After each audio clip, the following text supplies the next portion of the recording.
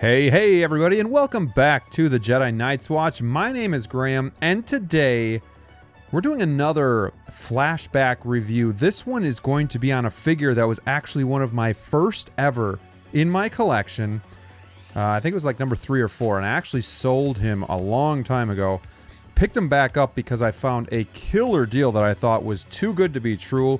I mean, this thing was cheaper than we're finding like troopers for right now at Sideshow. So the seller said, you know, the pleather was in good shape. It was complete. There was nothing wrong with it. So I took the plunge, and here we are today, finally to review this thing. And I'm kind of sad that I didn't review it first and foremost when I first had it. And I'm kind of sad that I sold it, but I'm glad to have it back in the collection.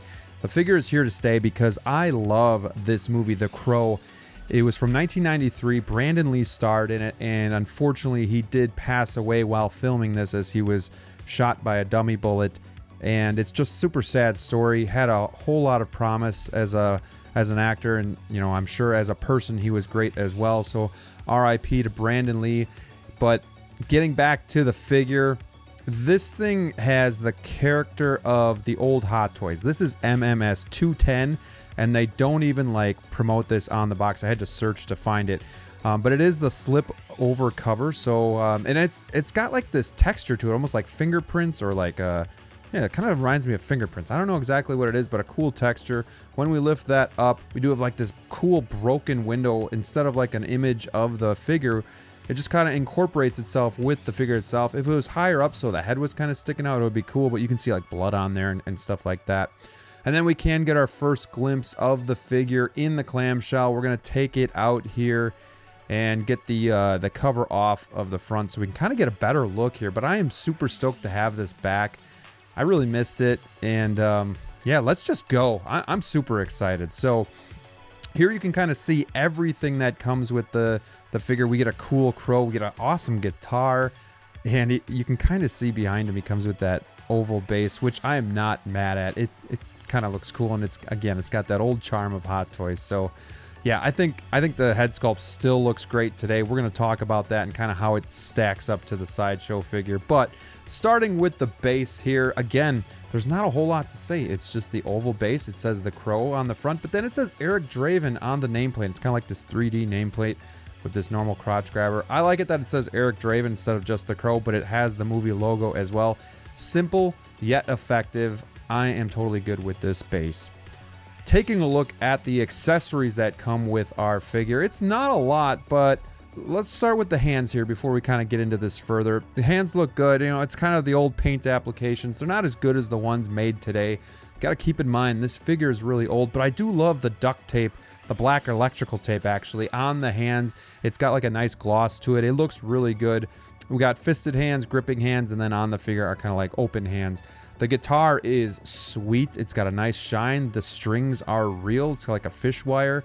On the back, you can see that. And then we do come with a strap here, and it's got a hole on each side, and it just pegs right into the guitar here, and then you can strap it on the figure if you wish, or you can have him holding it or playing it or whatever you want to do. We also have a crow, a black crow. It looks great. You know, it's a flat black, but I think the detail is nice. And then we have this stand that we can just shove into the butt of the crow here. And then he comes with his own stand here. So that's an acrylic stand, but then the base is more of like a weighted piece that can kind of hold him up. But it is a little tipsy, so just kind of be careful with that. Here we have our first look at the figure, and this guy does not look a day older than MMS 550. I think he still looks really good. I don't think he looks dated at all. You know, the coat is fully pleather, and so are the pants, and it looks really good. The boots are sculpted, fully sculpted. The head sculpt I still think stands up today. And the hair's not bad either. You know, it kind of reminds me of like Joker hair, but I think it works. I would have much rather had this than like rooted hair or anything like that. But taking a look at the boots too, you can see how they're like halfway untied and just the tongue is flopping out there. They're fully sculpted, but you're going to have articulation there. So that is really awesome. Getting the figure in hand, let's just start with the head sculpt here. And again, I love the paint application. I love the smile or the grimace here instead of just a natural neutral look. The hair's kind of got some give to it. And I think it looks really good. The teeth look nice. The eyes look great. Even up top on the forehead, you can see like skin kind of peeking through that white paint. It looks like paint. It looks awesome.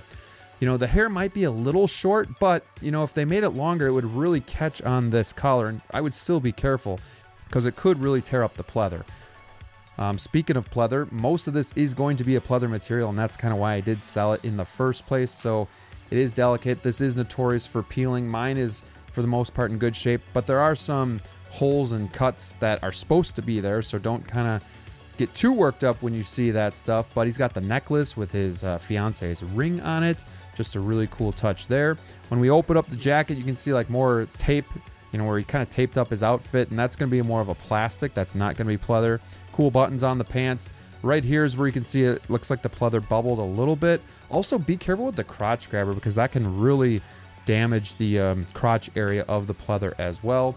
More tape on the leg. Just a really cool figure. And for a figure being this old that's really known for peeling, it is amazing that I got him in such good shape with such a good price too.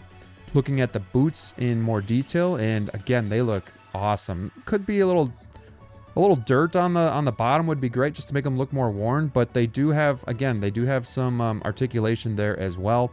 Overall, a really good figure, a really easy figure to pose, not much restriction at all.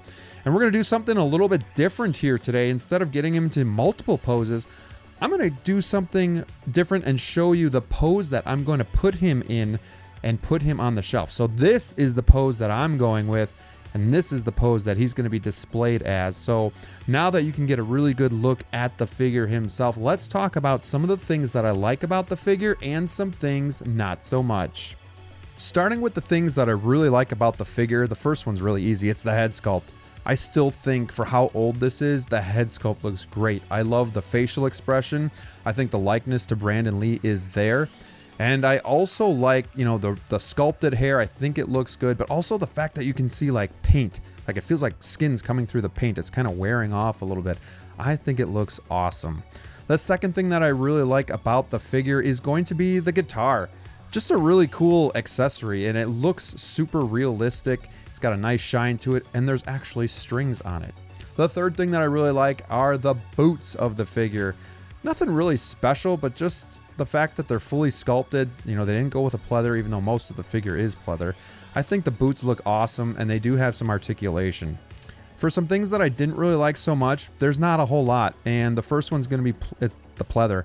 You know, this is a dated figure, so this is probably the best that they had when they made the figure, but this thing is notorious for peeling, so just make sure you do have it in a controlled environment. And the second thing is lack of accessories. I just wish he came with a couple of guns. He came with a shotgun, a pistol, a couple pistols, something like that. He had a lot of weapons during the movie, so it would have been cool to see that. Outside of that, there's nothing that I dislike about the figure. He looks so badass. He's got a lot of shelf presence, so I am super happy to have him back in the collection. Let me know what you guys think of my pose that I'm putting him in. Let me know what you guys think of the figure and if you have him in the collection. I'd love to hear from you. And yeah, until next time, stay safe out there, and we'll see you soon.